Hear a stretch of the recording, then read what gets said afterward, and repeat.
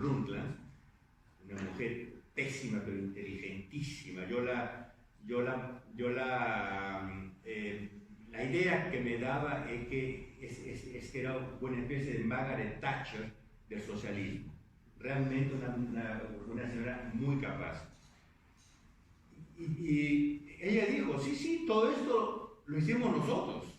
Esto es obra de la Internacional Socialista, metida después en las Naciones Unidas e impuesta por las Naciones Unidas a nivel mundial a través de estas maxi reuniones. Ahora, ustedes dicen, bueno, ¿qué es lo que tiene que ver esto con la Iglesia? ¿Qué es lo que tiene que ver esto con Papa Francisco? Muy simple. La base doctrinal del sínodo panamazónico, que me olvidé de decir, va a ser en octubre de este año en Roma, la base doctrinal es la encíclica Laudato Si. ¿Y en qué se basa la Laudato Si? Se basa en dos cosas: teología ecologista e indigenista de la liberación, tanto que Leonardo Boff, teólogo de la liberación apóstata, él se vanagloriaba de haber sido el principal autor de esa parte de la encíclica Laudato Si, y toda la segunda parte de la encíclica Laudato Si son los documentos de la Internacional Socialista. Tanto que la encíclica Laudato Si dice que estos documentos de la Internacional Socialista son proféticos. Proféticos.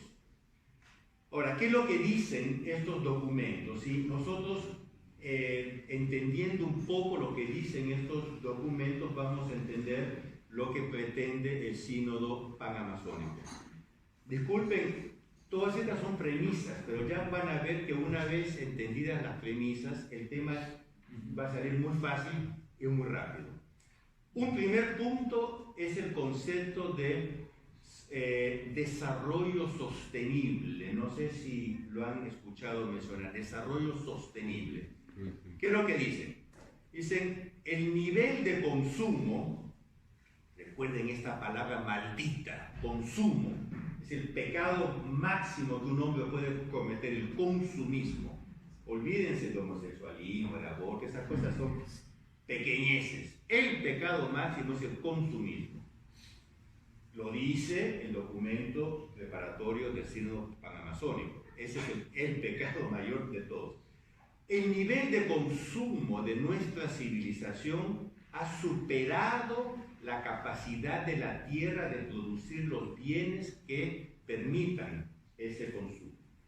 Por lo tanto, o nosotros reducimos drásticamente nuestro nivel de consumo, o entonces la tierra a un cierto punto va a explotar y no nos va a poder dar lo que necesitamos. Por lo tanto, una reducción, un freno, dicen ellos, al desarrollo moderno, en nombre de este principio de Sustainable Development, del desarrollo sostenible. Después eso es una estupidez completa, porque al mismo tiempo la FAO, la Food Administration Organization de la ONU, ha calculado que, por ejemplo, solo el Brasil, bien cultivado, podría alimentar a todo el mundo. Por lo tanto, es científicamente estúpido esto. Pero otro punto de la Agenda 21, que es una especie de manifiesto comunista para el siglo XXI, es la idea del negative growth, del crecimiento negativo. Sí, ahora lo que hay que, no podemos seguir creciendo. Yo me recuerdo a la señora Harlem Brundtland, decía, no podemos seguir creciendo. Era muy enfática, ¿no? Entonces lanzan la idea del negative growth, del crecimiento negativo. Ahora uno dice, bueno, pero entonces, ¿qué es lo que tenemos que aceptar? Porque si ponen como modelo el modelo indígena, y aquí es que se juntan la ecología con el indigenismo. Los indígenas tendrían un modo de ver la vida, que después lo vamos a analizar, que es lo que se llama hoy el buen vivir. ¿Cómo se llama el quechua? Suma causa en quechua. Ellos tienen la fórmula ancestral del desarrollo sostenible dentro de una austeridad. Entonces proponen el modelo tribal en los documentos de la ONU. Ahora no los tengo en la mano todos, solo la Agenda 21 tiene como 800 páginas, y les juro que me las leí todas, pero ellos proponen los modelos tribales, porque son los únicos que pueden mantener un nivel de bienestar, de bien vivir, como dicen, de summa causa, con un nivel de desarrollo sostenible. Otra cosa que ellos proponen es que la ecología es un problema mundial. Lo que haga el Brasil afecta el Perú, lo que haga el Perú afecta a Bolivia. Por lo tanto, no existen fronteras. El problema es universal, es mundial, y la ONU como el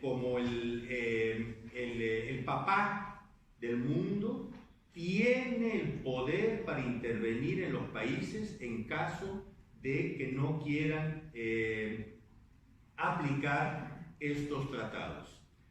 Llegaron incluso en Río, y esto fue el representante francés, a levantar la idea de una policía ecológica internacional. Si usted es dueño de una industria papelera, usted sabe que las industrias papeleras son muy poluyentes, muy contaminantes, ¿no? Le mandan la policía ecológica de la ONU y se la cierran. Una nueva lucha de clases, por lo tanto, las realidades indígenas contra las realidades capitalistas, desarrollistas, o como Papa Francisco dice, extractivistas, y la aceptación de las religiones tribales. Entonces, esto es lo que los documentos calificados de proféticos en la encíclica Laudato Si del Internacional Socialista. Ustedes dirán, bueno, pero no son documentos de la ONU. Son documentos de la ONU, pero como dije, la Internacional Socialista se asume la paternidad. Con todas estas ideas en la cabeza, vamos a entender perfectamente, y ya esta parte va a ser un poco más suave, más rápida, el documento preparatorio. El documento preparatorio del Sínodo Pan-Amazónico, que tiene como título Amazonía, nuevos caminos para la Iglesia y una ecología integral. Por lo tanto, ecología integral, que no es salvar este árbol, es integral, es toda una visión de las cosas que tiene que cambiar. Y tiene que cambiar la misma Iglesia aceptando esta nueva visión. Por lo tanto, es una revolución social, cultural y eclesiástica que ellos quieren hacer. Tanto que, como dije, el Monseñor Joseph Overbeck, obispo de Essen, Alemania, pero miembro del comité organizador del Sínodo Panamazónico, dice esto: después del sínodo, entre comillas, después del sínodo nada será como antes. Habrá una ruptura total en la Iglesia Católica. Ahora, ustedes dicen, esto es peor que Lutero. Y sí, que Lutero tocó ciertos aspectos de la Iglesia. Él no tocó otros. Estos quieren una ruptura total con la Iglesia, que ellos ya lanzaron en el eslogan: Y el eslogan es una iglesia con rostro amazónico. Una iglesia con rostro amazónico. Ahora, ya vamos a ver qué es lo que quiere decir. Y cito esto, entre comillas, sacado del documento preparatorio, de la introducción del documento preparatorio. Las reflexiones del sínodo especial superan el ámbito estrictamente eclesial amazónico, porque se enfocan a la Iglesia universal y también al futuro de todo el planeta.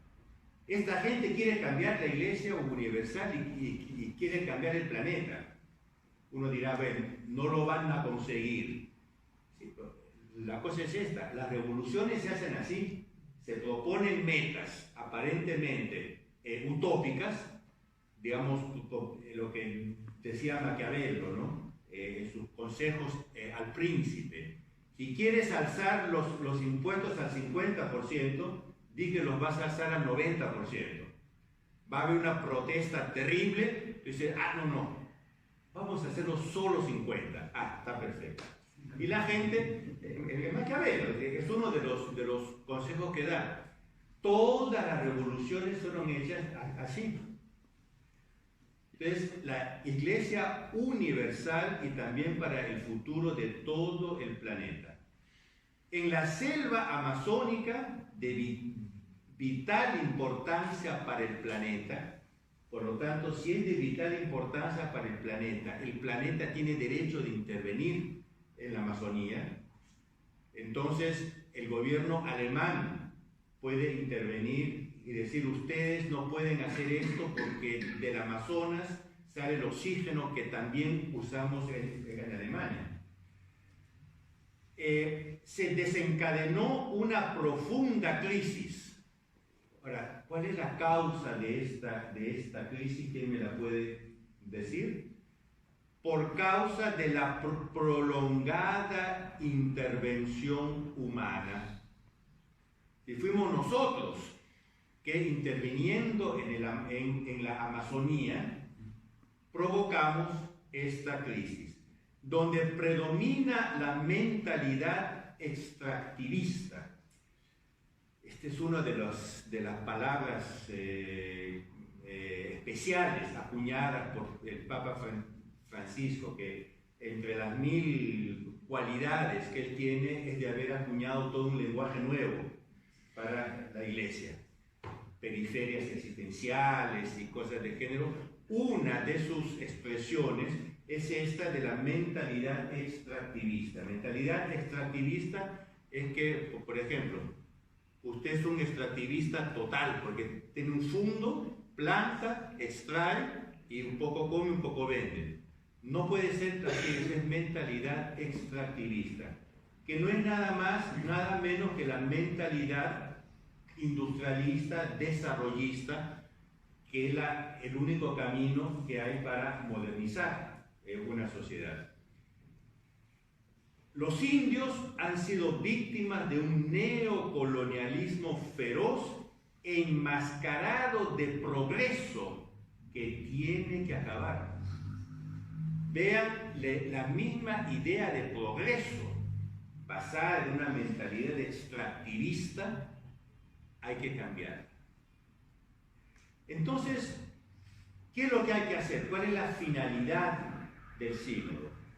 Dice, escuchar los pueblos indígenas, son ellos que nos tienen que enseñar. No sé si leyeron una conferencia que el cardenal Barreto hizo un mes atrás más o menos, que dice, la Iglesia por 500 años erró completamente porque venía a enseñar a los indios.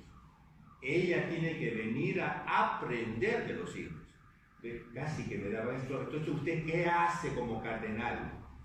¿No? Usted es cardenal es porque tuvo toda una formación y toda una serie de ordenaciones que lo hicieron cardenal.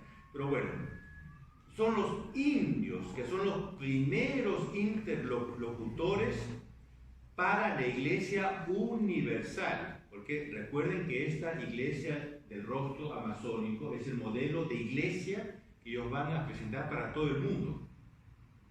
Queremos saber, todo esto es citación entre comillas del documento preparatorio. Queremos saber cómo imaginan los indios su futuro sereno, cómo imaginan el buen vivir, cómo podemos colaborar en la construcción de un mundo que debe romper con la mentalidad de colonización. Entonces, yo aquí hago un pequeño paréntesis que tal vez lo debí dar cuando explicaba la teología indigenista. ¿Qué es lo que dice la teología indigenista? Dice una cosa tan simple cuanto estúpida. Han habido dos revelaciones, no una, dos revelaciones.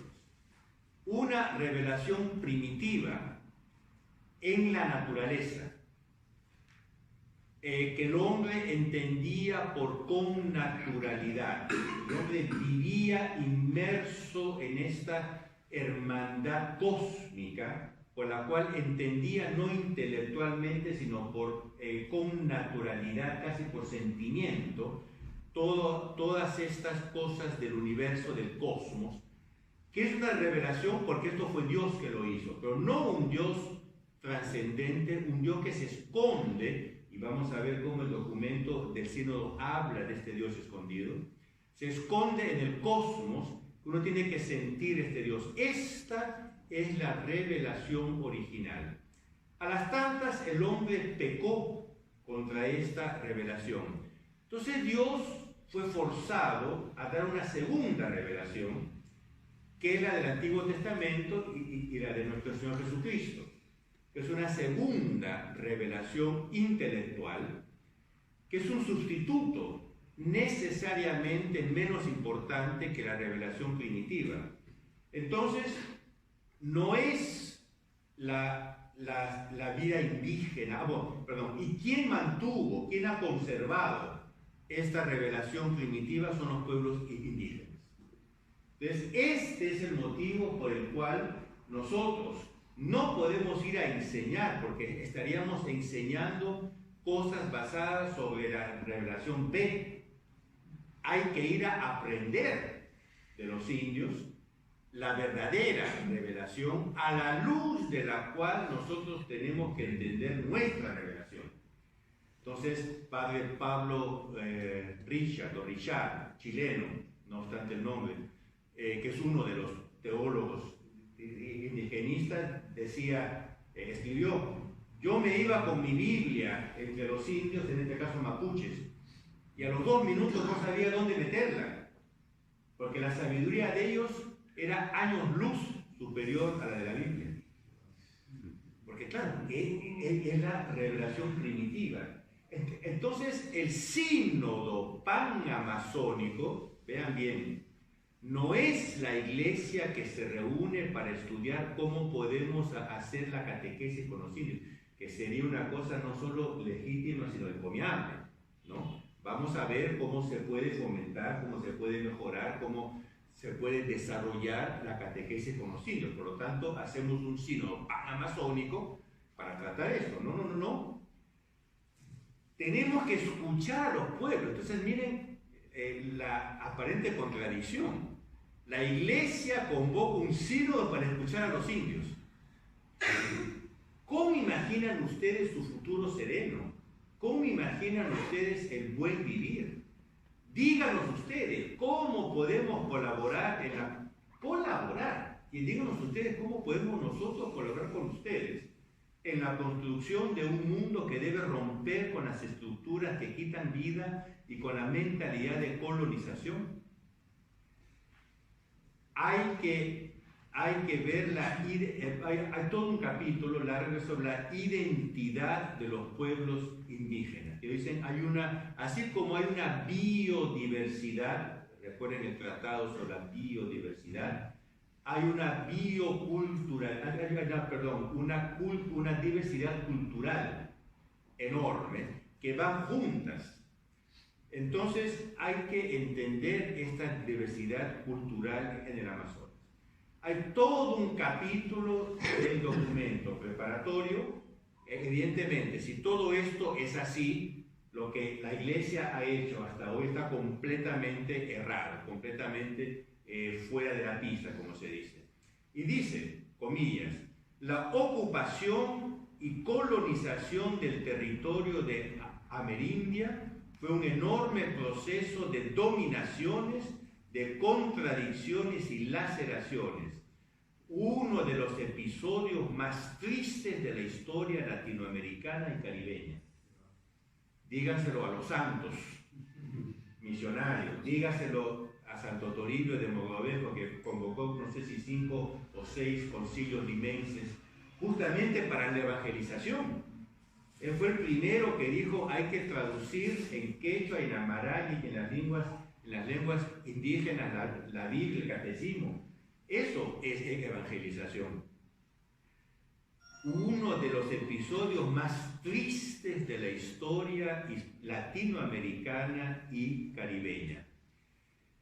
Hay una necesidad de liberación, hay que entablar un proceso de cambio de la colonización a la liberación, a la organización. Entonces, hubo un periodo que es el de la colonización, eso fue el episodio más triste, uno de los episodios más tristes de nuestra historia. Ahora estamos en el proceso de liberación, hay que liberar, hay que romper, que es la revolución que ellos están proponiendo, y después de organización, es decir, una vez liberados hay que organizarse con otras bases. Entonces, ¿qué es lo que hay que romper? Comillas. La cultura dominante del consumo. Recuerden el consumismo, el pecado mayor. El Papa denuncia este modelo de desarrollo como anónimo y asfixiante, solo obsesionado por el consumo.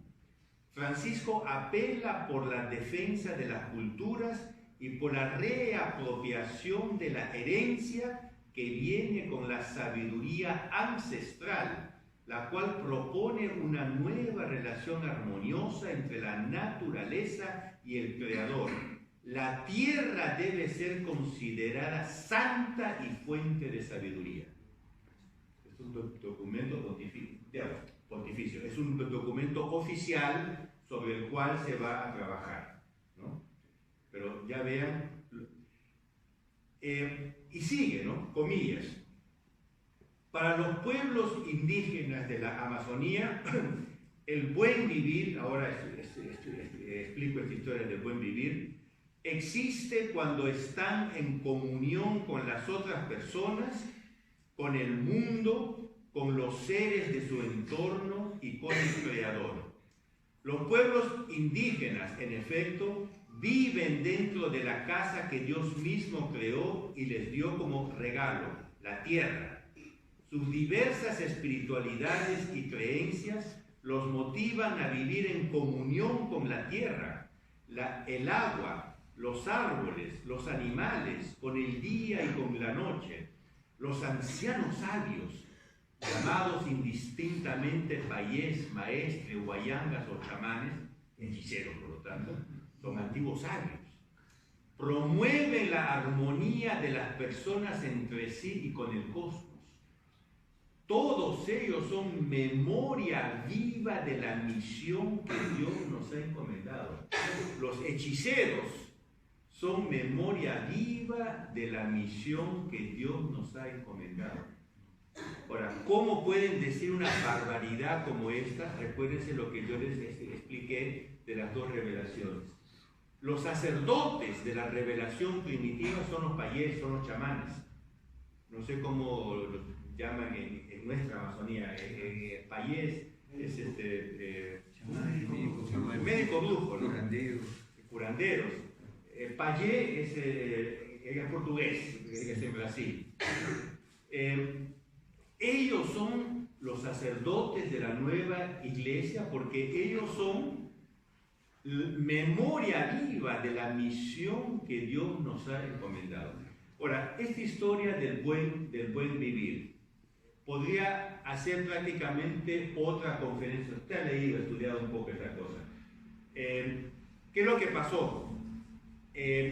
Ya en los años 70 y sobre todo en los 80, como dije, los teólogos de la liberación se dieron cuenta que el marxismo estaba acabando. El marxismo quiere decir soviético, el llamado socialismo real, o la dictadura del proletariado.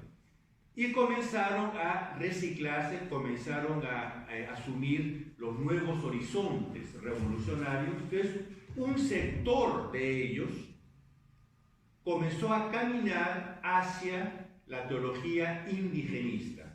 Entonces, todos ellos nacen de la izquierda. Incluso, por ejemplo, uno de los más conocidos es Eleazar López Hernández, mexicano, zapoteca. Otro, que no es teólogo, pero es un intelectual, digamos, es el actual ministro de Relaciones Exteriores de Bolivia, Choquehuanca, David Choquehuanca. Todos ellos vienen de la izquierda marxista, todos. ¿Perdón? Choquehuanca, bien así. Ahora, todos estos vienen de la izquierda marxista, pero se dieron cuenta que con ese tren no iban a ningún lugar. Entonces comienzan a reciclar el mismo pensamiento marxista en las nuevas claves indigenistas.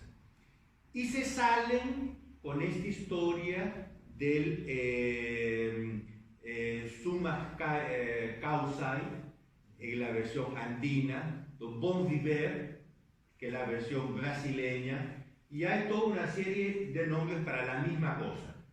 Estos todos son nombres que dan para describir la misma cosa, que es básicamente el modelo indigenista. Un punto que ellos martillan mucho es el problema de la austeridad, que es la virtud que se opone al consumismo. Así como a la inmoralidad se opone la pureza, ¿no? Y uno tiene que practicar la pureza y combatir la inmoralidad o el libertinaje sexual. La austeridad es la virtud que se opone al consumismo. Entonces ellos proponen como modelo las sociedades austeras, por ejemplo las sociedades indígenas. En el 91, el centenario fue en el 92, ¿no? el cuarto centenario del descubrimiento de América. Un año antes hicieron una reunión mundial de teólogos de la liberación en España, en Madrid. Se llaman los Congresos Juan 23 de Teología. Ese año trató del principio de la pobreza. Y ellos decían, el único modo que no hayan jerarquías es que todos seamos pobres. Entonces hay que sustituir, decía Juan Sobrino, español, pero una vida entera pasada en América Central, hay que sustituir la idea de la opción preferencial por los pobres por la idea de la opción preferencial por el principio de pobreza. Principio de pobreza. ¿Y quién nos enseña el principio de pobreza donde nadie tiene nada? Los indios. Entonces, el Congreso Juan 23 de Teología, el Congreso Internacional Juan 23 de Teología, del 92, en coincidencia con el quinto centenario, fue sobre el indigenismo. Ustedes vean cómo todo esto se junta. Ustedes recuerdan, hace pocos meses, los acuerdos de La Habana entre las FARC y el gobierno colombiano. ¿Usted sabe cuántas veces mencionan el buen vivir? 39 veces. Los acuerdos de la guerrilla comunista con el gobierno traidor, en este caso, de Colombia, no el actual, sino el anterior, menciona como modelo que las FARC, como decía Sendero Luminoso, el modelo que las FARC quieren, el buen vivir, 39 veces está mencionado el buen vivir en los acuerdos de La Habana. Ustedes vean comunismo, postcomunismo, indigenismo. Voy hacia el final, no consigo leer casi las 9 ya, caramba. Perdonen. Si el pecado principal es la mentalidad extractivista, la conversión no es una conversión a la virtud, una conversión ecológica. Entonces, si el pecado es ir contra la Pachamama, contra la Madre Tierra, la redención es rescatar la Pachamama, es la conversión ecológica. Entonces ellos reinterpretan, ellos quiere decir el documento preparatorio para el sínodo, reinterpreta toda la religión desde un prisma ecológico. Por ejemplo, la encarnación del Verbo, que es la presencia inmanente de Dios en la naturaleza. Ahora, uno dice, usted que es medio teólogo, es presencia inmanente en la naturaleza porque bajo la especie de pan y vino hay el cuerpo, sangre, agua y... Por lo tanto, pero ustedes ven el sentido que ellos le dan, que no es el sentido tradicional, ¿no? Entonces, claro, de ahí parten para una dimensión social. Esta dimensión social cósmica de la visión evangelizadora es particularmente relevante en el territorio amazónico con la interconexión entre vida humana, ecosistemas y vida espiritual. Tanto la vida espiritual se transforma en echar la basura diferenciada porque el planeta no puede sostener, etc. Esa es la virtud de la nueva religión ecologista. Dimensión ecológica son los varios títulos que da. En el mundo todo está conectado y por lo tanto la evangelización está vinculada a un proceso integral de desarrollo humano, como lo señala Laudato Si, por un paradigma denominado ecología integral. Este es el paradigma que ellos lanzan. El paradigma, ustedes saben que lo que es el modelo que da forma a todo el resto. El paradigma de la ecología integral. O por lo tanto, no lo dicen ellos. Este no es un chiste, una broma, sino casi un miedo que tengo que ya no la llamen Santa Iglesia Católica Apostólica Romana, sino Santa Iglesia Ecologista, ¿no? El de la ecología integral. Se cambia la noción de pecado, porque el pecado, lo dicen, pasa a ser pecado ecológico. Entonces vean, de la doctrina tradicional de pecado individual, porque el pecado es solamente una persona puede cometer un pecado. Juan Pablo II dijo muy claramente, uno puede hablar de pecado social en modo analógico. Pero estos teólogos pasan del sentido de pecado individual tradicional, se pasó al pecado social, que es la teología de la liberación marxista, y ahora se habla del pecado ecológico. Entonces, claro, la conversión pasa a ser de una conversión individual, es decir, pasar del pecado a la práctica de la virtud, a la conversión social, en la época marxista, a la conversión ecológica. Dice, hay todo un capítulo sobre la dimensión sacramental. Se reinterpreta toda la teología sacramental a la luz de la ecología integral. Por ejemplo, dice, la Eucaristía nos remite al centro vital del universo. En la Eucaristía la comunidad celebra el amor cósmico. Usted ve que ya no es Eucaristía. Bueno, yo voy directamente a la conclusión. Dice, ¿qué es lo que quieren? Comillas.